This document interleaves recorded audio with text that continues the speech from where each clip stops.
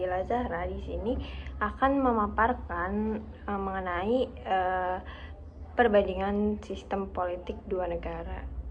Enjoy the video.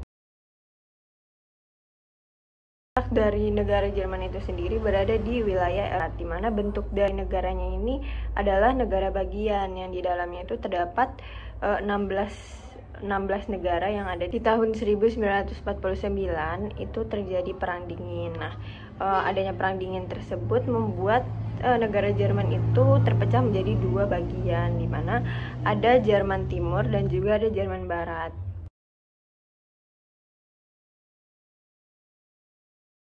Lembaga legislatif dalam parlemen federal, di mana ini terdiri dari 3 kamar. Yang pertama itu ada Bundestag, di mana Bundestag ini adalah Dewan Perwakilan Rakyat yang dipilih setiap 4 tahun sekali, dan juga bisa dibubarkan dari wewenang yang dimiliki oleh presiden.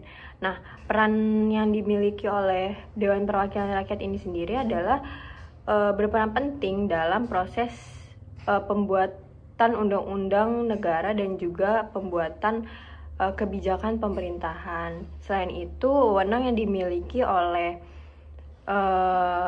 Dewan Perwakilan Rakyat di Jerman sendiri adalah bisa mengusulkan, memodifikasi, dan juga mengadopsi undang-undang federal.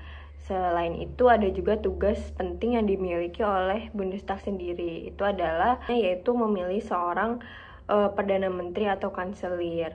Nah, bagaimana seseorang bisa terpilih menjadi seorang Dewan Perwakilan Rakyat itu tergantung pada hasil dari pemilihan umum yang didapat oleh partai politik, di mana setiap partai politiknya apabila mendapat lebih dari 5% hasil pemilu, itu akan mendapat sejumlah 3 kursi dalam kedudukan di Dewan Perwakilan Rakyat atau Bundestag itu sendiri.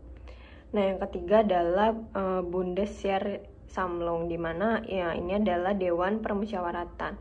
Peran dari Dewan Permusyawaratan ini adalah memilih seorang presiden federal.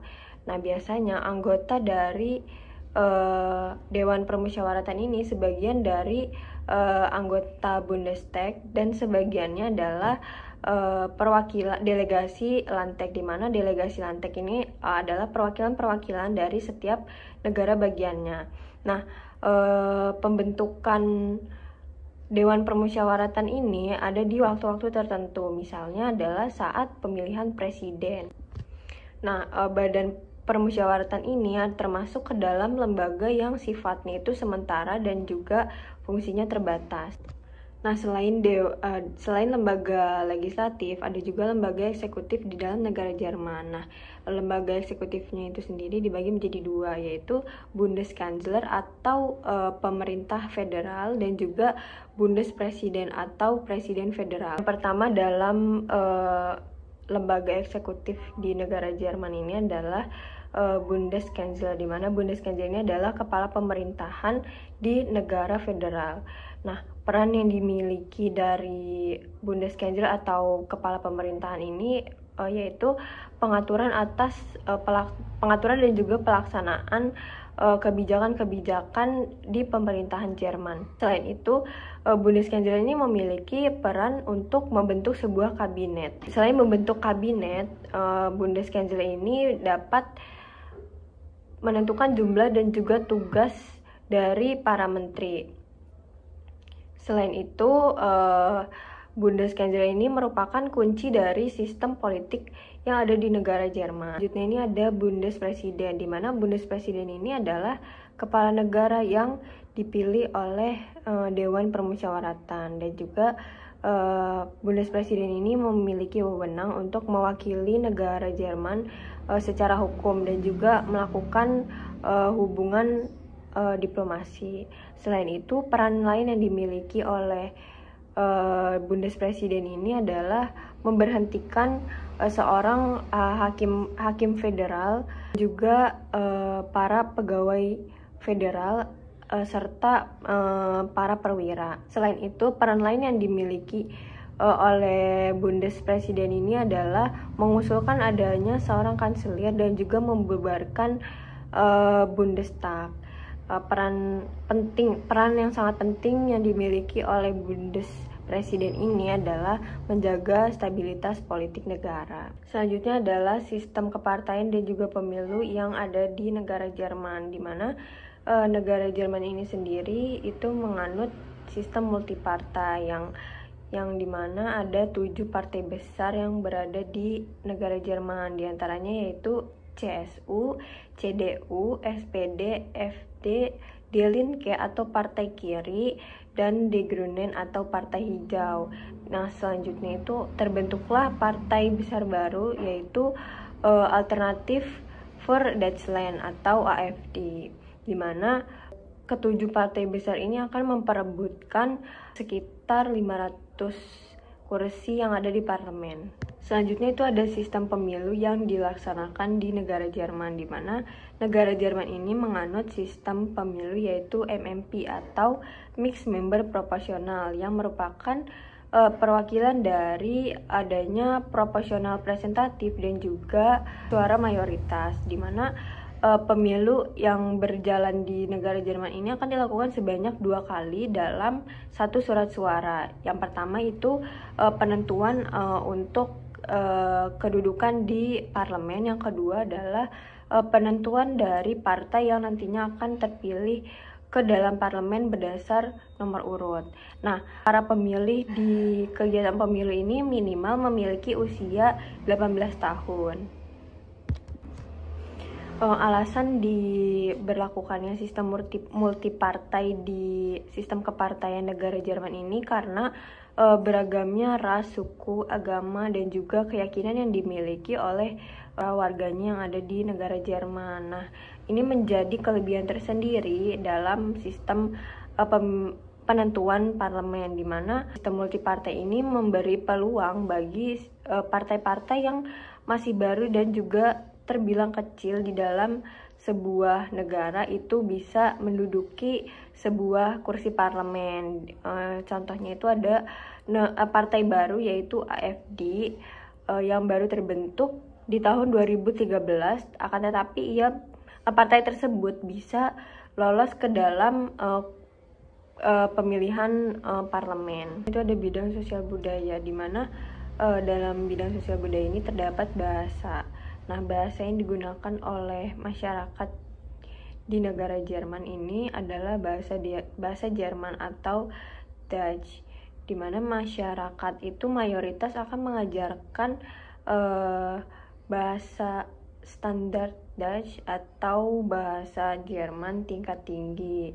Akan tetapi di dalam negara Jerman itu masih terdapat bahasa-bahasa daerah di wilayahnya masing-masing atau dialek atau bahasa dialek, di mana contohnya itu di Jerman bagian utara itu terdapat bahasa Plattdeutsch atau bahasa Jerman rendah. Lalu juga di Jerman bagian selatan itu ada namanya dialek Germanik Bavarisch atau Bavaria, di mana dialek yang diucapkan itu serupa dengan dialek Austria.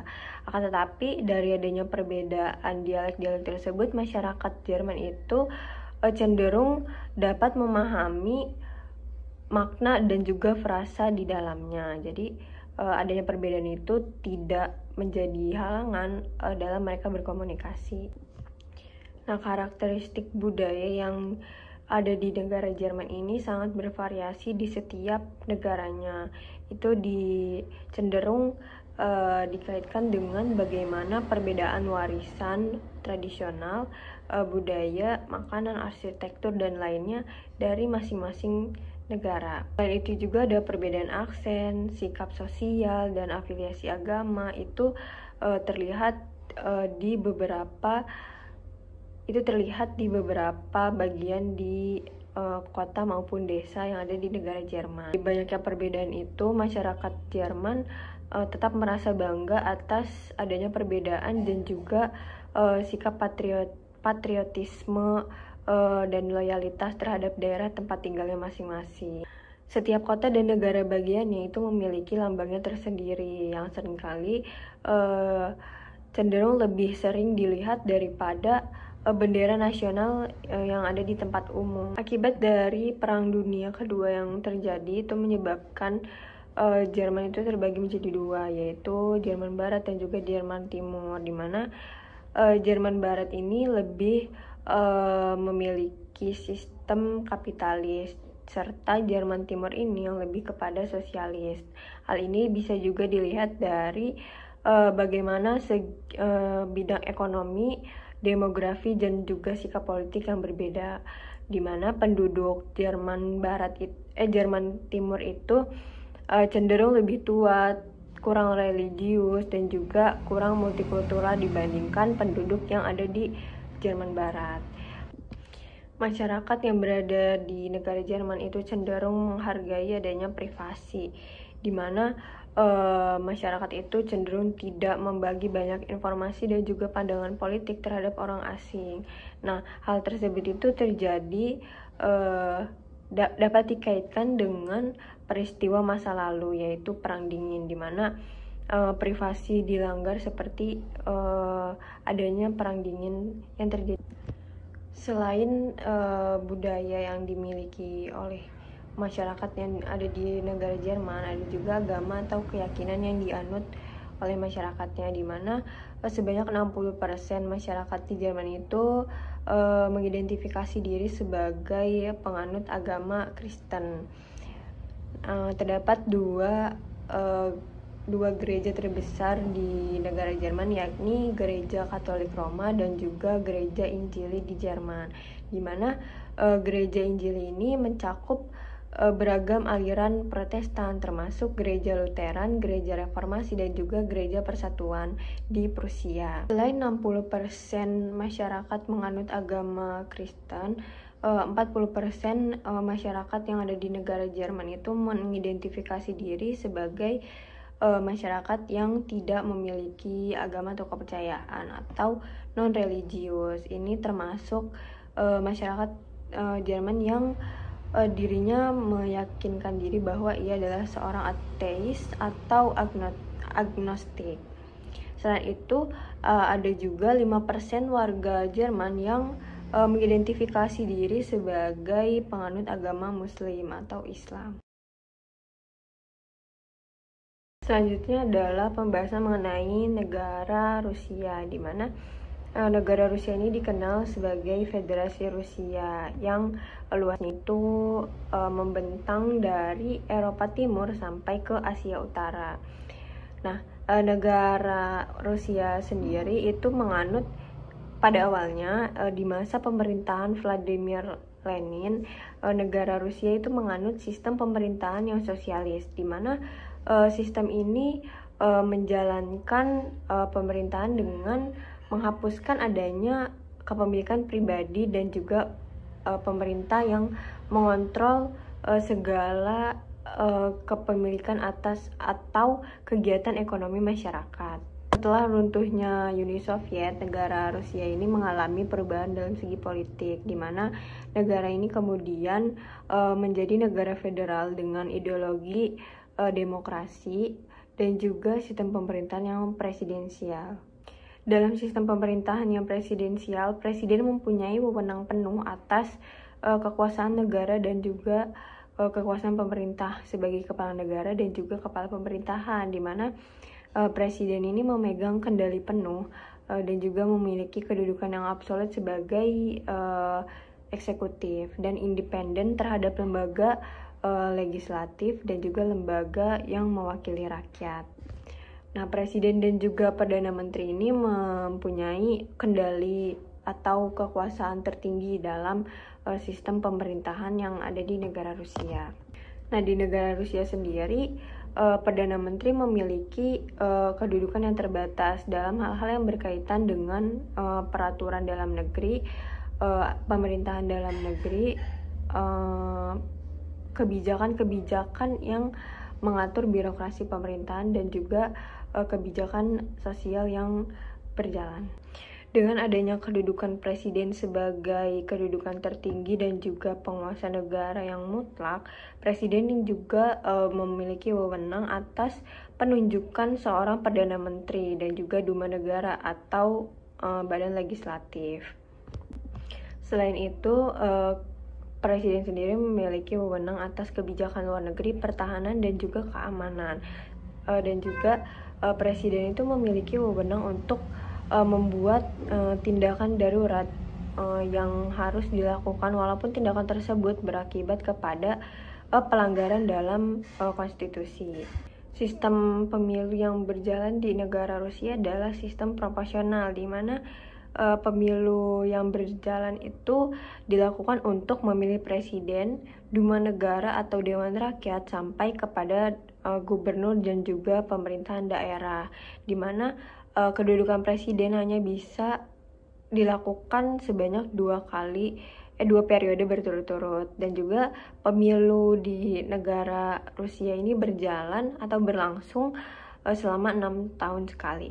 Selamat siang. 6 tahunan pemilihan presiden tengah berlangsung di Rusia. Pilpres Rusia berlangsung selama 3 hari sejak Jumat 15 Maret hingga hari ini. Warga Rusia sangat antusias menyalurkan suara mereka pada Pilpres 2004 karena pemerintah juga memberikan berbagai insentif seperti naik transportasi umum dan masuk museum secara gratis, dan ada door prize berhadiah mobil. Selain calon petahana, Presiden Vladimir Putin yang maju dari jalur independen, terdapat 3 calon presiden lain yang bertarung pada Pilpres kali ini. Mereka adalah Leonid Slutsky, Nikolai Kharitonov, Vladislav Davankov. Slutsky adalah proses pemilihan umum yang berlangsung di negara Rusia itu seringkali menimbulkan ketegangan karena biasanya atau seringkali berlangsungnya pemilu di negara Rusia ini menciptakan kontroversi dan beragam pelanggaran dalam proses pemilunya. Di antaranya itu adalah pembatasan kebebasan, ada juga manipulasi suara. Yang paling penting adalah di pemilu di Rusia itu diwarnai dengan media-media yang dikendalikan oleh pemerintah, di mana pemerintah itu memainkan peran dalam membentuk persepsi publik dalam proses berjalannya pemilu. Selanjutnya yaitu ada sistem partai, di mana terdapat 3 partai besar yang menduduki negara Rusia, diantaranya yaitu Partai Komunis, Partai Bersatu, dan juga Partai Demokrat Liberal. Ketiga partai tersebutlah yang mendominasi pemilu atau pemilihan yang memperebutkan kursi-kursi di parlemen Rusia. Kemudian ada Majelis Federasi Rusia, di mana ini sebutan untuk Federal Rusia yang terdiri atas 2, yaitu Dewan Federasi atau Senator, dan juga Duma atau Majelis Rendah atau Perwakilan Rakyat. Nah, Senator sendiri itu berasal dari perwakilan wilayah-wilayah federasi di Rusia sebanyak 2 yang terdiri baik dari legislatif atau eksekutif. Selanjutnya itu ada Duma atau perwakilan rakyat, di mana Duma ini dipilih langsung oleh rakyat dan berjumlah sebanyak 450 dari berbagai partai politik. Dalam bidang ekonomi sendiri, pada masa kepemimpinan Putin, negara Rusia menciptakan sektor ekonomi yang mengalami transformasi agar bisa bersaing dengan negara-negara lain di pasar global. Maka pada saat itu, di bawah kepemimpinan Putin, negara Rusia menggunakan sistem ekonomi pasar bebas yang disesuaikan dengan keadaan negaranya. Begitu juga dengan sektor pendidikan yang mengalami banyak perubahan, diantaranya pendidikan dasar dan menengah di Rusia itu diwajibkan dan diselenggarakan secara gratis. Rusia juga dapat menerapkan beberapa aspek kebijakan dalam penerapan pendidikan di negaranya.